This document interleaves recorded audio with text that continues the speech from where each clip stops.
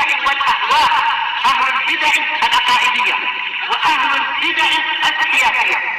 نقول بيننا وبينكم السلف، بيننا وبينكم الكتب، كان فيقول البدع بيننا وبينكم. Bismillahirrahmanirrahim. Alhamdulillah. Wassalatu wassalamu ala Rasulillah wa ala alihi wa sahbihi wa ba'd. Kita meneruskan bacaan kitab Bulughul Maram yang ditulis oleh Al-Hafidz Ibnu Hajar Al-Asqalani rahimahullah taala. Pada pertemuan terakhir kita sudah masuk di Kitabul Hajj, disebutkan keutamaan orang yang melakukan haji, demikian juga umrah. Disebutkan bahwa haji adalah wajib bagi yang mampu, demikian juga umrah dirajihkan, yang benar adalah sunnah saja. Kemudian juga disebutkan bahwa anak kecil kalau dia haji maka pahalanya untuk walinya. Kalau dia sudah balik, wajib bagi dia mengulangi haji tersebut. Berikutnya hadis nomor 698. Wa anhu, dari Abdullah bin Abbas radhiyallahu anhu, di sini muttafaqun alaih. Kalau beliau mengatakan kana Fadl bin Abbas, adalah Fadl bin Abbas radhiyallahu anhu, anaknya Abbas bin Abdul Muthalib, saudaranya Abdullah bin Abbas. Radhiyallahu Rasulullah sallallahu alaihi wasallam, membonceng Rasul sallallahu alaihi wasallam. Baca timra'atun min Khash'am, datang seorang perempuan dari Khash'am, ya, dari daerah namanya Khash'am. Perempuan ini, ya. Fajalal Fadl yanzuru ilaiha. Fadl melihat kepada perempuan ini, melihat kepada wajahnya. Wa tanzuru ilaih, perempuan ini juga melihat wajahnya Fadl. Sebagian berdalil tentang masalah cadar, ya, dengan ini. Tidak wajib rasanya ini, karena tidak kuat ulama. Wajah Nabi yasrifu wajhal Fadl. Nabi SAW memalingkan wajahnya Fadl, ya, ila asyakil akhar, kepada sisi yang lain, supaya tidak melihat kepada perempuan ini. Faqalat, maka perempuan ini mengatakan, ya Rasulullah, ya Rasulullah, inna faridatullah ala ibadi, sesungguhnya fardu Allah, yakni kewajiban dari Allah Subhanahu wa taala atas hambanya, fil hajj, dalam hal haji. Adrakat abi syaikhan kabiran, bapakku mendapati, yakni sudah dalam keadaan tua sekali. La yasbutu ala rahilah, tidak bisa tetap di kendaraan, tidak bisa di atas kendaraan, jatuh karena sudah tua sekali. Naik di atas kendaraan saja tidak bisa. Afa ahajju anhu, apakah aku menghajikan dia? Qala na'am, Nabi mengatakan iya, yakni untuk menghajikan bapaknya sudah tua ini. Wa dzalika fi hajatil wada, dan itu adalah di haji wada, haji perpisahan. Nabi haji hanya sekali saja setelah beliau hijrah. Sebelum beliau hijrah, jadi sebelum beliau hijrah terjadi perselisihan para ulama, dan beliau selalu di musim haji menyampaikan dakwah waktu itu ketika di Makkah. Muttafaqun alaih, hadis ini semua Imam Bukhari dan Imam Muslim, wa lafdzul Bukhari, ini lafadznya Imam Bukhari. Maka di sini ada beberapa permasalahan. Al-inabah bil hajj lil ajiz, menggantikan orang yang sudah tua untuk melakukan ibadah haji, boleh enggak? Apakah boleh? Ya. Ini menghajikan orang lain yang sudah tidak mampu. Jawabannya adalah iya, yani wajib. Adalah hadisul bab ala anna man kana mustati'an hajj bisa dorohilah. Ini seorang dia itu mempunyai bekal, demikian juga kendaraan, tetapi tidak bisa untuk berangkat. Yajib alaihi an yanuba ghairahu bil hajj. Wajib untuk dia menunjuk orang menggantikan haji dia. Ya, jadi kalau ada orang mampu tapi tidak bisa untuk berangkat, ya umpamanya tidak bisa tadi di atas kendaraan umpamanya, maka dia wajib untuk menunjuk orang menggantikan dia, menghajikan dia ketika dia ini masih hidup. Ya, demikian. Sebagaimana tadi Nabi SAW, beliau menetapkan apa yang dikatakan oleh perempuan tersebut, dan dia mengatakan faridat Allah, ini fardunya dari Allah Subhanahu wa taala. Kemudian yang kedua, idza nawabal ajiz, apabila orang yang tadi tidak mampu sudah menunjuk orang untuk haji, sudah haji, ya, dihajikan orang, ternyata dia kemudian sehat lagi, ya, kemudian beberapa saat kemudian sehat, apakah dia haji lagi? Jawabannya la yu'id, tidak mengulangi, karena dia sudah dihajikan orang. Ya, kalau dia kemudian sehat, tidak perlu haji lagi. Ini jelas, karena dia sudah melakukan kewajiban. dilakukan oleh orang lain. Kemudian hal yajuzu liman yastati al-hajj bi nafsihi ayuni bagairo. Apakah seseorang yang dia itu mampu untuk haji sendiri, untuk menuju orang menghajikan dia? Jawabannya tidak boleh. La yajuz, tidak boleh. Kewajiban itu kan untuk dia. Maka dia wajib melakukan sendiri, tidak boleh menuju orang menggantikan dia kalau dia mampu. Kemudian al-a'ma, orang yang buta. Demikian juga wal muqid, orang yang tidak bisa berjalan, ya. Hal yunawiban ghairuhuma, apakah selain keduanya itu ya boleh digantikan? Ini boleh enggak orang lain menggantikan keduanya ini? Jawabannya ya boleh. Ya, demikian. Tetapi kalau dia mampu duduk di atas kursi roda umpamanya, ada orang yang mau membawa dia terus sampai ke Mekah, sampai selesai manasik haji, ada orang yang membimbing dia di atas kursi roda umpamanya, wajib. Demikian. Tapi kalau dia memang tidak mampu, tidak wajib. Tapi kalau ada orang dibayar umpamanya mengurusi dia dari awal sampai akhir, maka ini tetap wajib. Kemudian inabatul rajul anil mar'ah wal aqs, boleh enggak laki-laki menghajikan perempuan dan sebaliknya? Jawabannya boleh. Kemudian berikutnya hadis nomor 699. Wa anhu, masih dari Abdullah bin Abbas. Ya radhiyallahu anhuma. Di sini semua Imam Bukhari rahimahullah taala. Ana imra'atan min Juhainah, sungguhnya ada seorang perempuan dari Juhainah, ja'at ila Nabi sallallahu alaihi wasallam, datang kepada Nabi sallallahu alaihi wasallam. Faqala, dia mengatakan, inna ummi nadarat, sungguhnya ibuku bernadar antahud, untuk haji. Falam tahud hatta matat, beliau tidak sempat, orang ini ibunya belum sempat haji sampai meninggal. Apa haju anha, apakah aku boleh menghajikan dia? Qala, maka Nabi SAW beliau mengatakan, na'am, iya, huji anha, hajilah kamu untuk ibumu. Ara'aiti, tidakkah kamu lihat, ya, tidakkah kamu mengetahui, lau kana ala ummiki, kalau kemudian atas ibumu dainun, dia mempunyai hutang, akunti kau dia tahu, tidakkah engkau akan membayarnya?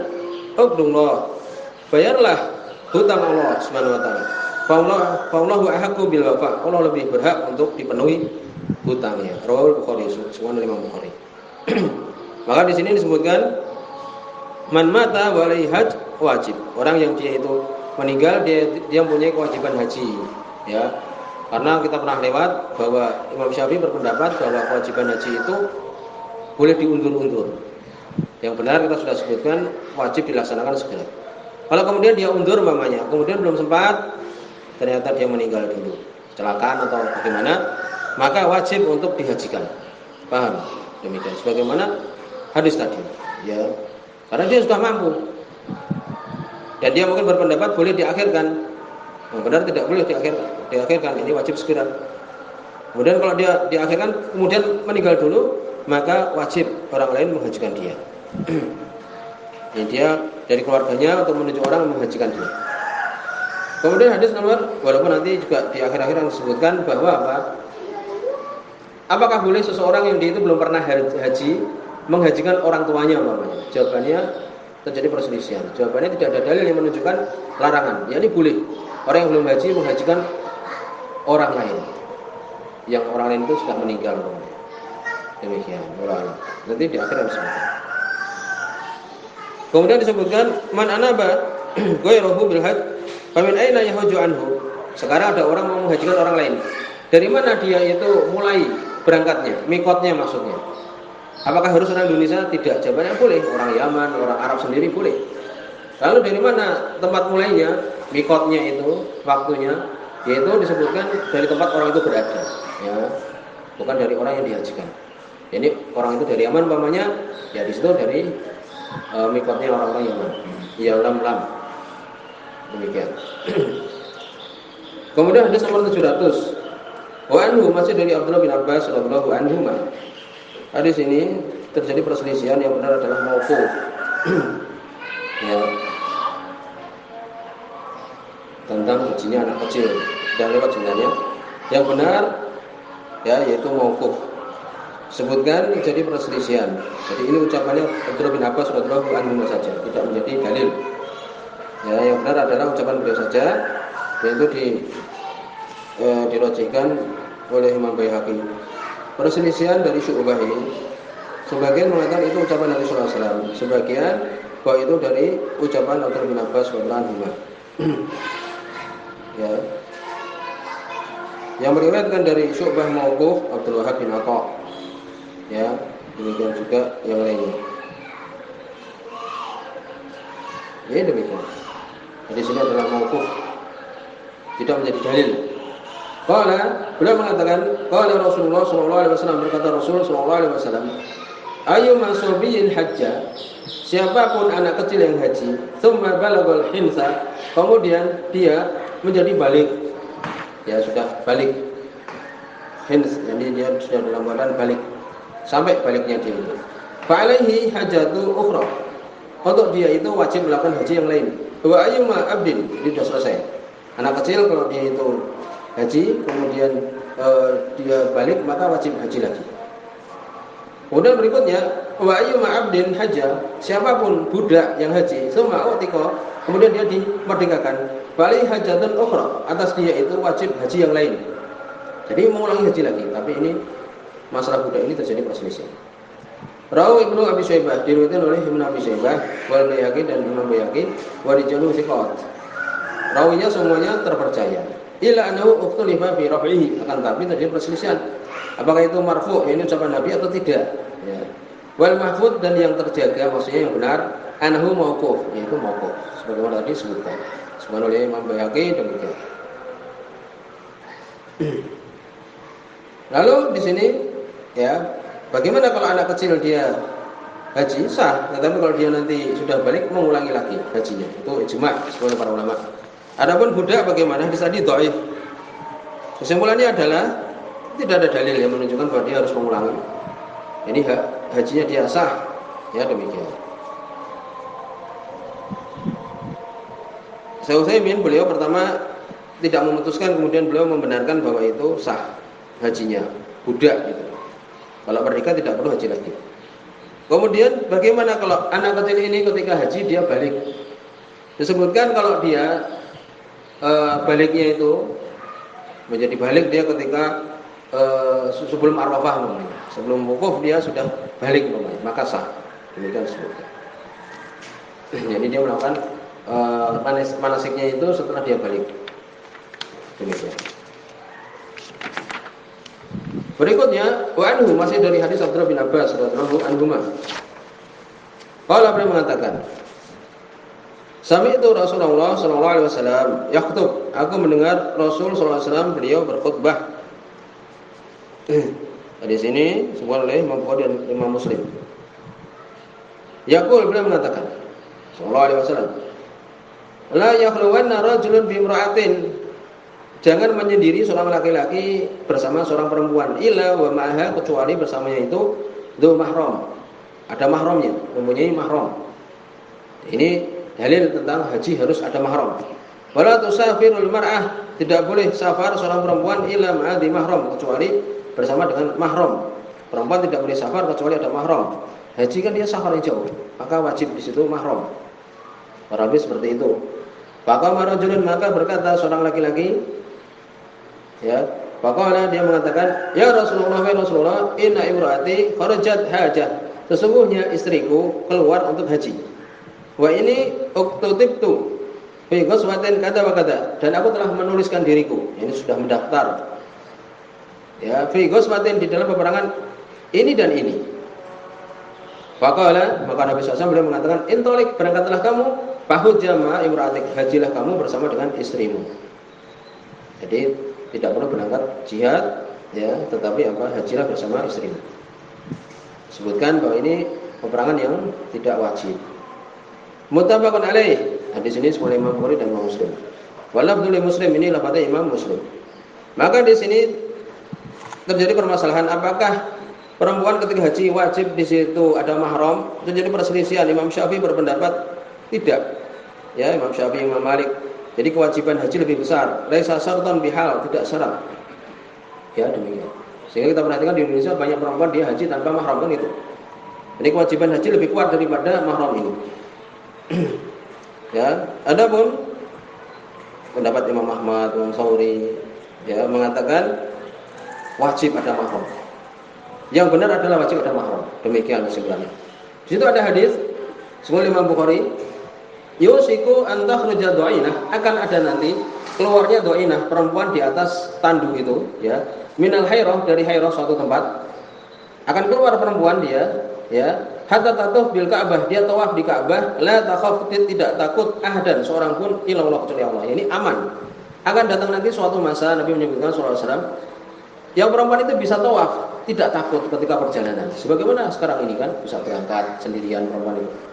Tapi mereka menjawab yang mengatakan wajib dan itu benar, harus ada mahram. Ini tidak menunjukkan tentang bolehnya, cuma menunjukkan, Nabi menunjukkan kabar hal tersebut. Paham? Demikian. Jadi wajib harus ada mahram. Itu pendapat Syekh bin Baz, Syekh Utsaimin, Syekh Muqbil, demikian juga Lajnah Daimah. Gitu. Mahram itu siapa mahram? Suaminya. Demikian juga yang haram selama-lamanya secara nasab, bapaknya, anaknya laki-laki yang sudah balik. Demikian juga mungkin anak tiri dan sebagainya. Hal yalzumul mahram ay yahuj ma'aha idza badalat lahu nafaqah. Apakah mahramnya tadi sudah diputuskan tadi kan? Selain dari rotu'ah juga, demikian juga musyaharah, yakni pemain menantu dan sebagainya. Kecuali mula'inah, yakni yang saling melaknat itu. Ya, maka ini semua mahram. Kalau kemudian dia bersama dengan mahram, apakah mahramnya harus haji juga? Jawabannya tidak. Boleh dia mungkin mengantar saja, habis itu jualan, boleh. Ya. Gitu. Jadi wajib perempuan ini. Di sini subhanallah wa bihamdihi, asyhadu an la ilaha illa anta, astaghfiruka wa atubu ilaik.